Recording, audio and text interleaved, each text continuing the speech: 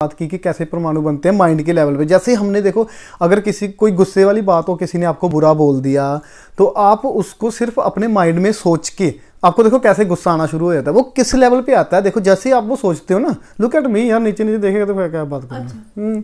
जैसे जैसे आप देखो, जैसे आपको आपने सोचा माइंड में, क्या सोचा कि यार किसी ने मेरे को बुरा बोला, जैसे आप वो चीज़ सोचोगे तो आपके कैसे ये केमिकल रिएक्शन होते हैं माइंड में। माइंड हमारा केमिकल छोड़ता है, वो केमिकल से फिर हमारे बॉडी में क्या होता है, उनको सिग्नल मिलता है। तो जो वो वैसी वृत्ति के सेल आएंगे, कैसे वाले, अग्नि वाले सेल आएंगे, तो वो हमारी बॉडी को पूरा जलाएंगे।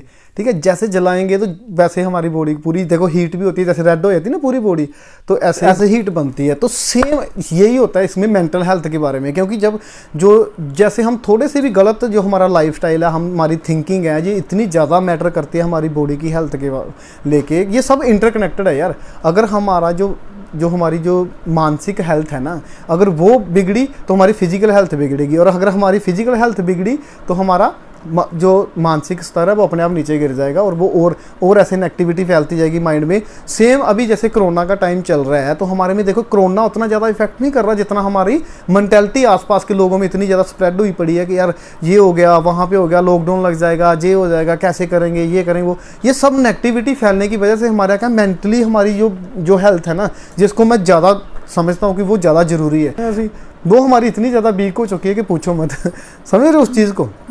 तो इसलिए हमें ज़्यादा फोकस किस पे करना चाहिए, मेंटली हेल्थ पे।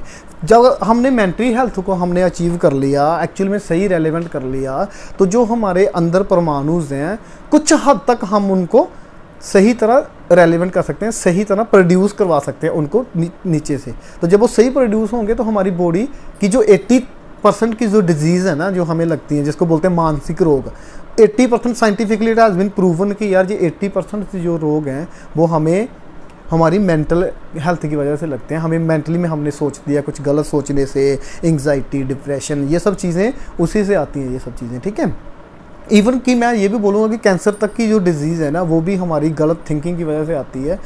और मैंने ये इसके बारे में कई बार बात किया था मैंने, जैसे आपके एक दिन मैं बात कर रहा था कि जो कैंसर है वो कैसे पनपता है। ठीक है, जैसे क्या होता है कि जैसे हमारा गलत लाइफस्टाइल बोलो, चाहे आप बोलो कि ये जो इन्वायरमेंट है, इन्वायरमेंट में हमारा कितना केमिकल्स, पोल्यूशन, ये सारी चीज़ें, फिर हमारा गलत लाइफस्टाइल, गलत खाना पीना, है ना, उस वजह से क्या होता है कि जो हमारा, आपने जैसे डीएनए जाना होगा, जैसे जो सीढ़ियों जैसा एक डीएनए रहता है ना, हाँ, वो सीढ़ियों जैसे जो डीएनए है, तो वो क्या होता है, एक तरह का सॉफ्टवेयर है।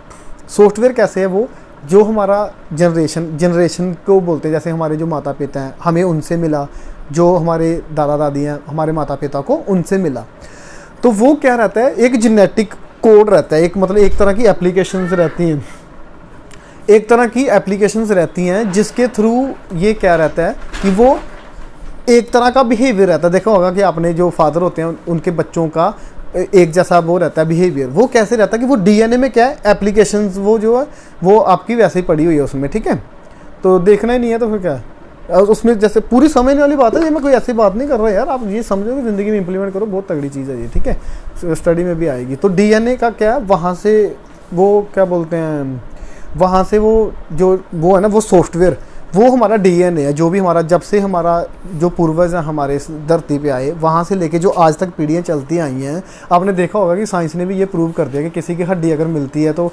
5,000 साल पहले भी अगर किसी की मम्मी मिलती है, मम्मी समझते हो, डेड बॉडीज़ की जो हड्डियाँ से रहती हैं, वो मिलती है, तो उसको आपके बाल के जहाँ आपका कुछ टिश्यू लेके वो डीएनए का टेस्ट कर सकते हैं कि वो आपका परदादा था या नहीं था, परदादे थे या नहीं थे, है ना। तो ये ऐसे होता है, तो वो एक तरह की एप्लीकेशन से वो है, तभी वो बोलते हैं कि जो आपको जेनेटिक प्रॉब्लम्स है, जैसे शुगर है, बीपी से, अगर आप वो सबसे पहले डॉक्टर आपसे ये क्वेश्चन करता है अगर किसी को कैंसर हुआ तो क्या आपके ये माता पिता को, आपके दादा दादी को था, क्योंकि वो एप्लीकेशन के थ्रू क्या होता है कि जो मैंने ये परमाणु की बात की अभी, छोटे छोटे परमाणु, वो जो डीएनए है हमारा, वहाँ से कमान लेके ये निकलते हैं परमाणु।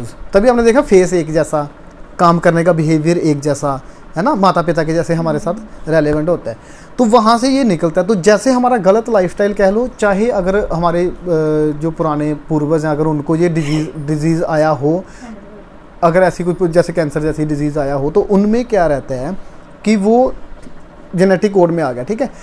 तो वहाँ से वो क्या होगा कि जैसे वो वहाँ से कमान लेके छोटे छोटे परमाणु निकलते हैं हमारे, ठीक है, सेल्स बनते हैं। अब क्या होता है कि जैसे गलत लाइफस्टाइल से क्या होगा कि वो जो डीएनए है वो वहाँ से ब्रेक कर जाएगा, ठीक है। जब वहाँ से ब्रेक करेगा तो वहाँ से वो अनहेल्थी सेल प्रोड्यूस होना शुरू हो जाते हैं। तो वो अनहेल्थी सेल प्रोड्यूस होंगे तो आपको पता है एक सेल आया, एक के आगे 1 सेकंड में एक के आगे 22 जीरियाँ लगा दो, 1 सेकंड में इतने सेल्स बनते हैं और इससे आधे मर जाते हैं, आधे मरते हैं, बनते हैं, मरते हैं, बनते हैं, मरते हैं, बनते हैं, ऐसे बनते हैं, मरते हैं, ठीक है। तो फिर जब कैंसर के सेल्स बनते हैं तो फिर आगे मल्टीप्लाई होना शुरू हो जाते हैं, ठीक है। तो जो डॉक्टर्स हैं, जो साइंस है, वो हम ये कहाँ पे काम करती है, ये काम करती है सेल्स के ऊपर। जैसे कीमोथेरेपी बोल लो, जो ये सब चीज़ें करती है ना, हीट दे दिया जी कीमो से, वो क्या सेल्स को मार देते हैं। जैसे उनका सेल्स का आ गया ऐसा इकट्ठा हुआ सेल, तो वो उनको मारना शुरू कर देंगे, उसको मतलब जलाएंगे। लेकिन डीएनए पे कोई काम करता नहीं है, इसीलिए बोलते हैं कि कैंसर का कोई इलाज नहीं है, क्योंकि इलाज कैसे होगा जबकि डीएनए पे काम ही नहीं कर रहे। डीएनए पे काम करने का एक ही तरीका है, वो है स्पिरिचुअलिटी। वहाँ तक कोई जाना नहीं चाहेगा। तो मैं अब हम सब मिलके स्पिरिचुअलिटी की तरफ जाएंगे अगर आप इस चैनल पे बने रहते हैं, क्योंकि मैं खुद भी इस रास्ते पे चल रहा हूँ, मैं ये चीज़ पे स्टडी कर रहा हूँ। तो मेरे को 5-6 साल हो गए इस चीज़ पे स्टडी करते हुए, और मेरे को इतना अच्छा लगता है। मैं थैंक यू बोलता हूँ गॉड को कि यार मेरे को इस अच्छे रास्ते पे लगा दिया, जिससे मेरे को मेरी समझ की जो इतनी लेयर्स इतनी ऊपर तक बढ़ गई, तो काफ़ी चीज़ें मेरे को समझ आ गई। तो जो मेरे साथ जुड़ेंगे, हम साथ में मिलके स्पिरिचुअलिटी की तरफ स्टेप बाय स्टेप बढ़ते रहेंगे। जो जो मेरे को एक्सपीरियंस होता जाएगा और मैं करता जाऊँगा, मुझे लगता जाएगा कि ये शेयर करने वाली चीज़ें हैं, ये सीखने वाली और सिखाने वाली चीज़ें हैं, तो मैं ये सब चीज़ें इस चैनल पे अपलोड करता रहूँगा, ठीक है। तो ये था। तो अभी हमें क्या करना है कि क्या बोलते हैं कि कैसे हमें फिज़िकल और मेंटल हेल्थ को सही रखना है, ठीक है। तो ये तो जैसे देखो, आप कभी भी आप नई गाड़ी लो, जहाँ बाइक लिया सपोज कीजिए आपने, तो अगर पेट्रोल की बाइक ली है या पेट्रोल की कार ली है, तो आप क्या करते हो, पेट्रोल ही उसमें डालते हैं। और अगर हो सके तो आप ये पूछते हो कि एक्स्ट्रा माइल पेट्रोल है तो वो डाल दो, ताकि हमारा इंजन बेटर कैपेसिटी में काम कर सके, है ना। तो यही यार सिंपल, हमें ये भी हमारी बॉडी के हिसाब से भी हमें समझना चाहिए कि यार हमारी बॉडी किस पे बनी है, पेट्रोल पे है, डीजल पे है, कैसे पता चलेगा। देखो जो भी खाना हम खाते हैं ना, वो 2.5 घंटे के अंदर हमारा डाइजेस्ट, मतलब कि नेक्स्ट जगह चला जाना चाहिए। अगर खाना हम खाते हैं सबसे पहले लीवर में आता है, तो लीवर से वो पैंक्रियाज में चला जाना चाहिए 2.5 घंटे में, ठीक है। वो सबसे ज़्यादा देखो, इससे फिर आपको समझना होगा कि जो हम फ्रूट्स हैं, तो फ्रूट्स जो हैं वो आधा घंटा लेते हैं डाइजेस्ट होने में, ठीक है। और जो नॉर्मल जो फूड है, जो हम वेजिटेबल बोलते हैं, वो एटलीस्ट 2 या 2.5 घंटे में वो डाइजेस्ट हो जाती है मोस्ट प्रोबेबली, ठीक है। लेकिन जैसे ये चिकन्स और क्या बोलते हैं नॉन वेज वाला मटेरियल्स है, और इन सब का अलग अलग है, लेकिन मैं सबको एक साथ मिला के जैसे बोलना चाहूँगा कि इनको 4 घंटे से ज़्यादा लगते हैं, 4 से 24 घंटे के बीच में इनको लगते हैं। अलग अलग कैटेगरीज वाइज भी मैं इसको कवर करना चाहूँगा बाद में, अभी आप मोटा मोटा समझ लें। तो इसलिए और ये होता है। अभी जैसे दूसरी चीज़ ये समझने वाली कि जैसे हमें, हाँ, तो हमें देखिए यार सीधा सिंपल फंडा है, आप कॉन्शियस होकर लाइफ को जिएगा ना, जैसे आप कुछ गलत खाएगा तो आपकी बॉडी देखो हम एनर्जी के लिए खाना खाते हैं, तो जो चीज़ आपने खाई और आप एनर्जेटिक फील कर रहे हो उसके बाद, तो इट मीन्स कि वो आपकी बॉडी के लिए सही है। इसका कोई हार्ड एंड फास्ट रूल नहीं है कि आपको यही खाना चाहिए, मुझे ये खाना चाहिए, तो सबको यही खाना चाहिए। अपनी अपनी बॉडी टू बॉडी अलग है। किस बेस पे? बात पित्त एंड कफ के बेस पे, क्योंकि हमारी जो मूल आधार है हमारी बॉडीज़ का, वो सबका अलग अलग है। कोई पित्त वृत्ति का होता है, कोई कफ वृत्ति का होता है, तो कोई बात वृत्ति का होता है ना, वृत्ति का होता है। तो इसी हिसाब से अपनी बॉडीज़ को खुद समझ के उसके अकॉर्डिंगली आप रिएक्ट करो, उसके अकॉर्डिंगली आपको जो खाना है वो खुद देखो। आप यार जो खाते हो उससे आप हेल्थी फील करते हो, एनर्जेटिक फील करते हो, तो वो आप कंटिन्यू करो वैसे खाने को। जो भी खाना आपको लेजी फील करता है, टाइट फील करवाता है, सुस्ती डालता है, सोने का दिल करता है खाना खाने के बाद, इट मीन्स कि वो खाना आपकी बॉडी के लिए सही नहीं है। तो वो खाना तब खाएं जब आपको एक्टिविटीज़ के लिए जाना है, अगर आपको वो खाना ही है, टेस्ट लगता है, ठीक है। और दूसरी चीज़ मैंने एक और कहीं से सुना था, जहाँ तो आप पूरी ज़िंदगी थोड़ा थोड़ा टेस्ट करके खाते रहो, जहाँ तो फिर आप एक ही बार में बहुत सारा टेस्टी खाना खाओ और लास्ट में फिर बिल्कुल ही उसको छोड़ना पड़ेगा, जैसे कि शुगर वाले पेशेंट के साथ होता है, ठीक है।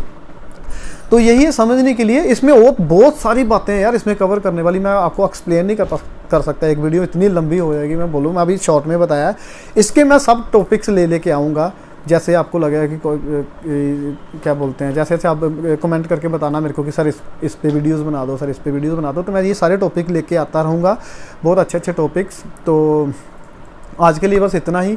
तो मैं धन्यवाद करता हूँ आपको इस चैनल पे। Thank you so much, wish you all the best.